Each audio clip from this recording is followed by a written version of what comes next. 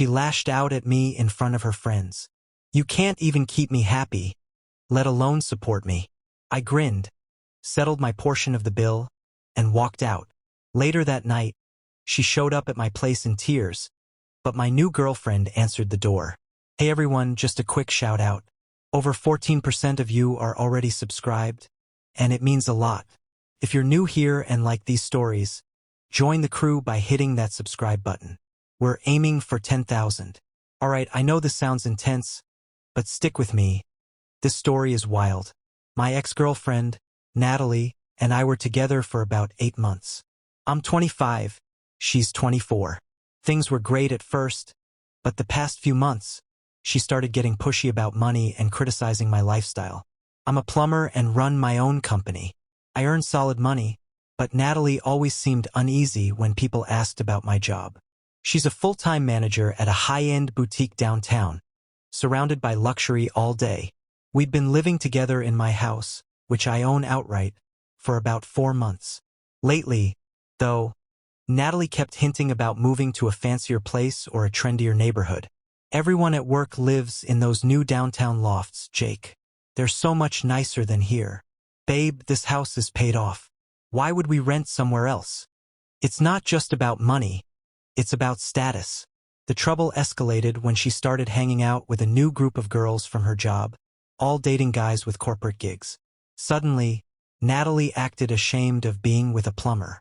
Why can't you have a regular job like everyone else? Natalie, I own my own company. I make more than most. It's not about the money. It's about how it looks. I should have ended it then, but I figured she'd come around.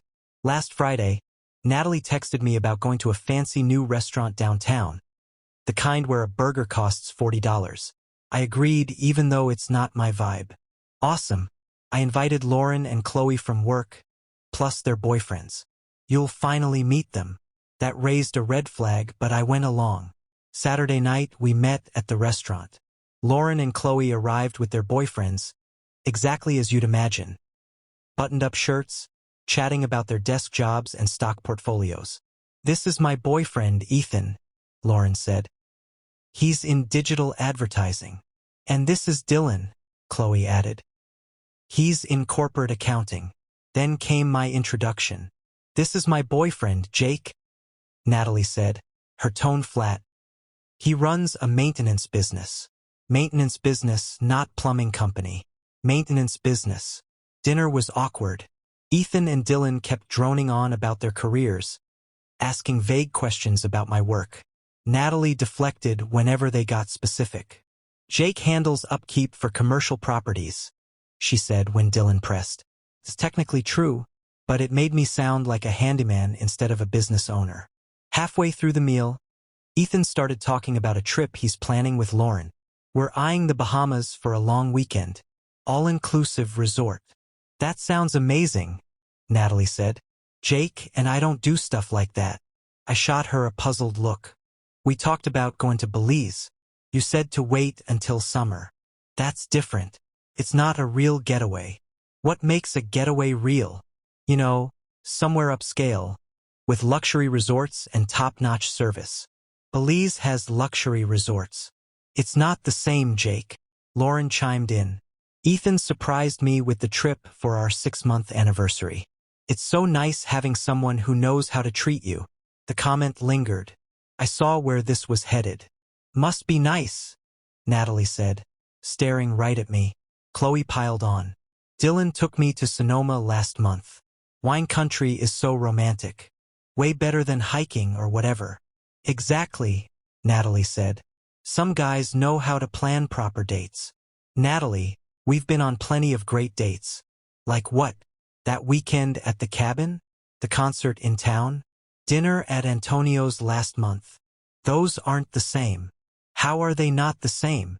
Because they're not impressive. They're just ordinary. Ethan and Dylan watched like it was a reality show. Lauren and Chloe exchanged glances. Natalie, maybe we should discuss this later. No, let's do it now. I'm tired of acting like everything's fine. What's not fine? Our relationship, Jake. Our future. What's wrong with our future? What future? You're happy just running your little maintenance company forever. It's not a little company. It's thriving. Thriving compared to what? Compared to most businesses. I do well. Define well. I was getting frustrated. I make good money, Natalie. You know this. How good? The table went silent. Everyone stared. Natalie, what do you want me to say? I want you to admit your limits. My limits. Your career limits, Jake. Your ambition limits. I don't have limits. I run a successful business. Natalie glanced at her friends, then back at me. Jake, you can't even keep me happy, let alone support me. The words stung like a punch. Lauren and Chloe gasped. Ethan and Dylan looked uneasy but intrigued. Natalie, what the hell? It's true, Jake. You're not driven. You're not refined. You're just okay with being average. Average? Yes, average. Look at Ethan and Dylan. They have real careers. They get what women want. And what do women want? Success, progress, someone going places. I sat there, absorbing the fact that my girlfriend, who lives in my house, just told strangers I couldn't support her. Then I started chuckling. What's so funny? Natalie asked. You think Ethan and Dylan are more successful than me? They have real careers, Jake. Ethan, you're in digital advertising, right? Yeah. Why? Mind if I ask your yearly income? Jake, don't, Natalie warned. I make about $70,000, Ethan said. Nice. Dylan, you? Around $85,000. Cool. So, Natalie, since you think I can't support you, want to know what I made last year? Jake, stop. $160,000. The table went quiet. That's not possible, Chloe said. It is. Plumbing is lucrative. Emergency repairs, commercial contracts, new builds. I'm booked months in advance. Lauren looked stunned. You make twice what Ethan does. Yeah. But apparently that's not enough because it's not classy enough. Natalie's face turned scarlet. Money isn't everything, she muttered. You just said I can't support you. Sounded like money mattered a minute ago. It's not about money. It's about perception. Perception? Yes, perception. What am I supposed to say when people ask what my boyfriend does? You say your boyfriend owns a successful plumbing company and earns 6 figures. It's not the same. You're right. It's better because it's actual success, not just a shiny title. I flagged down the waiter. Can I get the check? Jake, what are you doing? Paying for my meal and leaving. You can't just leave. Watch me. The waiter brought the bill, $150 for 6 people. I figured my share, 2 drinks and the chicken, about $35 with tip. Jake, you always cover our dates, Natalie said softly. You just said I can't support you. Guess I'll stop trying. I dropped $40 on the table and stood. Thanks for dinner, everyone. Good luck with the rest of the bill. Jake, sit down. Don't make a scene. I'm not making a scene. I'm leaving. You and your classy friends can handle the rest. I left the restaurant feeling like I'd escaped a trap. At home, I sat on my couch, replaying the night. Natalie had been living in my paid-off house, eating food I bought, sleeping in my bed, and just told people I couldn't provide for her. My phone buzzed around 11 p.m. texts from Natalie. Jake, I'm sorry. I didn't mean it. Lauren had to cover my share of the bill. Can you Venmo me? Please answer. I'm getting an Uber home. We need to talk. I ignored them. She got home around midnight and tried talking, but I locked myself in my bedroom. Sunday morning, she was gone, leaving a note saying she'd stay at Lauren's for a few days while I calmed down. Sunday afternoon, I was at the hardware store buying supplies when I bumped into Sarah, an old high school friend. We'd lost touch after graduation. Jake. Oh my gosh. How are you? Sarah, hey. I'm good. You? Just moved back to town. I'm a nurse at the hospital. We chatted for an hour in the parking lot, catching up. Sarah was sharp, funny, and grounded. Nothing like Natalie. We should get coffee sometime, she said. I'd like that. We swapped numbers and planned to meet Tuesday. Monday, Natalie stopped by while I was at work and grabbed more of her stuff.